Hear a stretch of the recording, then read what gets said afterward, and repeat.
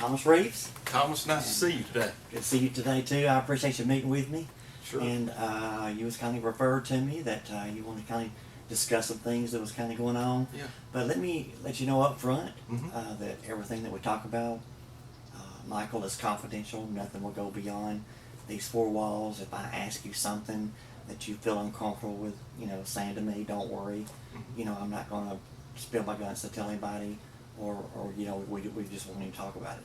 Just whatever that you're comfortable with, I want you to feel comfortable with it. Okay. Can my mom come in? My mom can't come in. It's just you She's and me. here with me. It's just you and me. Well, maybe I'll get to meet her after this. Okay. The main thing is I want you to feel comfortable. Sure. Know this confidential, Okay. and I care about you.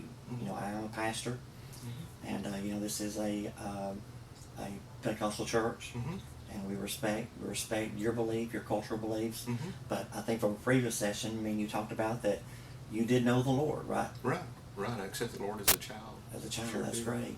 Sure did. So, Michael, what brings you here today? What's kind of on your mind? What's really been bothering you? Well, I'm in my family. It's been a kind of a transition for me. My early years and everything brought me into. I didn't have a mom Right, when I was growing up. My mom gave me away, really, and I lived on the streets and everything. right. So in the midst of living on the streets, I had to take up for myself, and finally,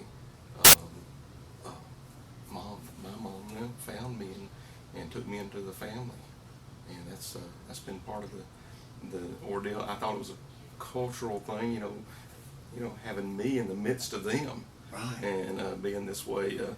Our family, our background, me being a black man and Right. her being, and them being a white family. I thought that was going to be a different way to go right there. How did that make you feel that her being white? At first, I was leery, but she showed me the love that I really never expected or had. I never had that love before. And when she began to love me the way she did, and I really saw the love that she had for me. Right. See, I didn't have a place to stay or anything, living off the streets. Wow. And then she offers me a place to stay, and they offer me food, good food, and things that I'd never had before, and it was 3 meals a day. How was that living off the streets? How did that affect your life? Taking up for yourself, and you have to go through so many things to survive. Right. And it's scrounging in anywhere you can to find food enough to keep yourself. School has been a problem for me, Okay. and that's one of the things that we're going through right now. Right. Is that they're helping me prep and get ready for college and everything. Right. So school, I didn't stay in school a lot, Right. and now I do. Right. I've got a place that I stay, I live, I sleep, I get my breakfast, head to school. Right. Let me ask you this: did you at all feel like you was a victim of your situation, or how does it make you feel? When I look back and I think about having looked at my own mother, Yeah. I guess that's where I go back to, and I think, why could she? Because see, there are other brothers and sisters of mine, Right. and they're there, Okay. and I'm not. Okay. So it makes me wonder, and when somebody did show that they cared for me, it was an inspiration to me to feel for that love. Yeah. To go for How it. did they show to you that they cared for you? First thing, I have my own room. Wow. I have my own That's bedroom, cool. man. I have my own bedroom. And you were in and out of foster homes, weren't you? In and out of foster homes, and the part of the time I ran away. So, not staying in those foster homes all the time. Right. And so there I was. I had my own room, had my own bed. Didn't have to share with anybody because that was mine. Mom said it was mine. Yeah, that's good. my room. Yeah, That's sure it good. was. And so that made a difference to me. Right. And it's something I have never in my life had my own room until now. Wow. Yeah. Now you mentioned to me that, of course, they took you in, they Yes. loved you, Yeah. and basically the athletic club had been looking at you as far as collegiately, Sure. and Yeah. because you've turned out to be a dynamic football player, from what I understand, Yeah. and are really good at what you do. And but this enforcer lady, you mentioned to me last time that she approached you, and did you begin to question her, or what? How did that make you feel? I was uncomfortable when I went in the room with her. Yeah. I felt an uncomfortable feeling that things had gone awry in my life.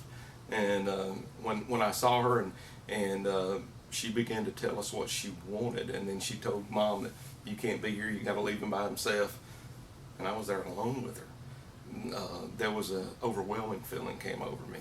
How did that feel? Just overwhelming, mean just Um, alone, maybe? I felt, well, as she began to question me, she brought up things that I knew that I had been betrayed by my mother, my real mother.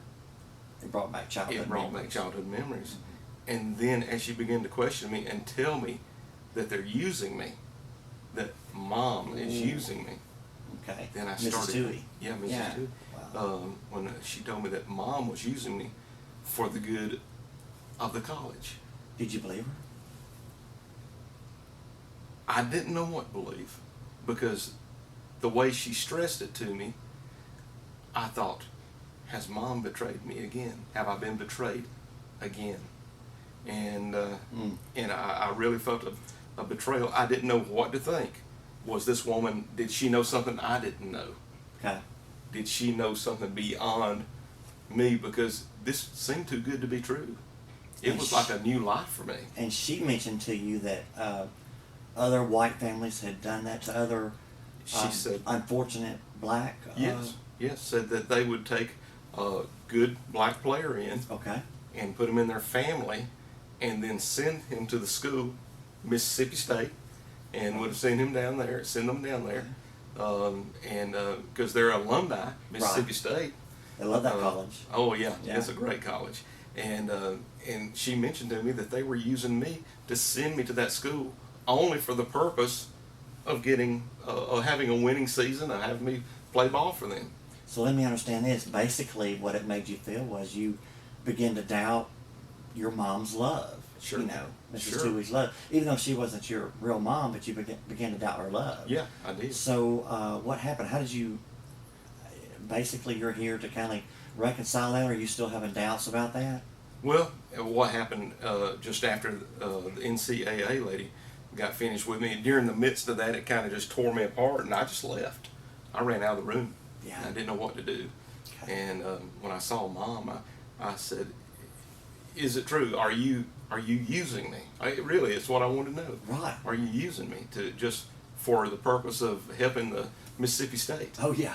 And I'm sure that I saw her coming after me, but I couldn't.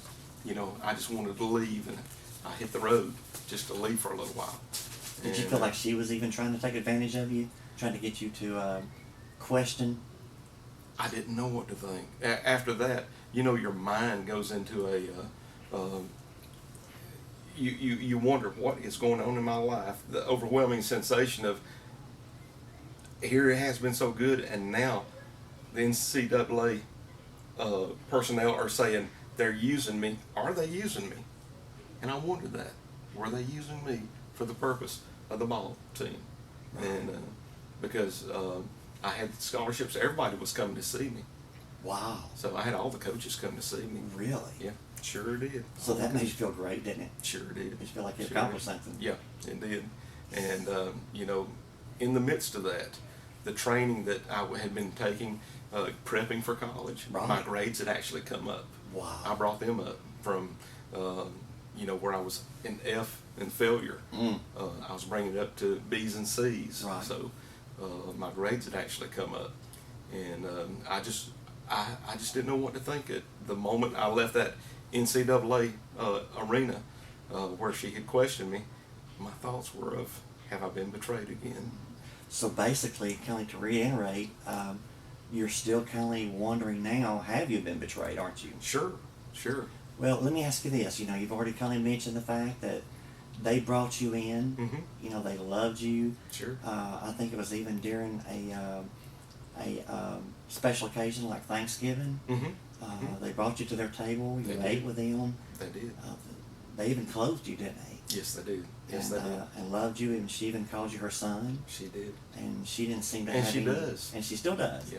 And she didn't have any really prejudicial, or seem to, give a prejudicial aura about her. Oh, no. She loved you for who you are, didn't she? Has treated me like one of her own children. Right. Sure has. So, Michael, when you look at that, the bottom line is, in a roundabout way, she has normal feelings that she wants you to go to her alma mater, Mississippi Yeah. State. Yeah. But I would assume by everything that you've told me is that she wants the best for you. And that for her to be willing to go in and take a child Right. that is not of her ethnicity, that's a black child, she knows nothing about, she's taking a chance. Mm-hmm. I think you mentioned before how she had went to your house before and found the eviction notice, and Yeah. she had even researched to try to find out who you were, your background. Right. Had even tried to go see my mother, my birth mother.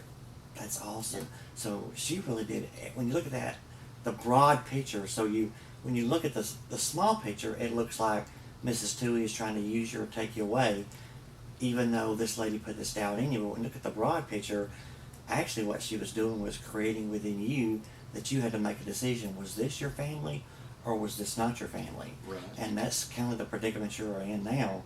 So when you ask yourself, the love, the acceptance, did the daughter accept you?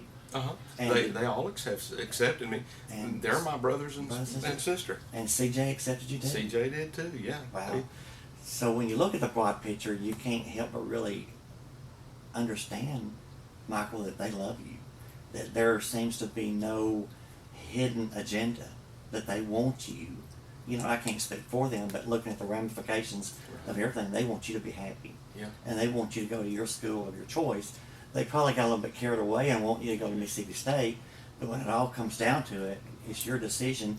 You want to go to school wherever you want to go, and they're just family, so family wants you to go, in the family practice or the family school, Right. which happened to be Mississippi State. And both of them went there. Right. So looking at the surface of it, let me assure you that I kind of feel like that they do love you. They love you almost unconditionally. And when you feel that unconditional love, Michael, that will make a difference in your life, that acceptance. And I think you even mentioned that you dealt with things by actually closing your eyes, which is a good way to do it. Yeah. And what are your dreams? What are your aspirations? You want to graduate from college? Oh, I'd love to graduate from college. As a matter of fact, up until the time with the NCAA personnel, I wanted to go to Mississippi State.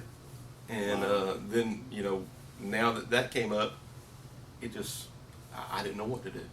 Right. And So you got to leave and kind of go think about it. yeah, I just need to think about it a while. And Did she run after you, Michael? Or did she just kind of let you go on your own? Mom Mom. came after me. She came after you. Yeah, she did. So you've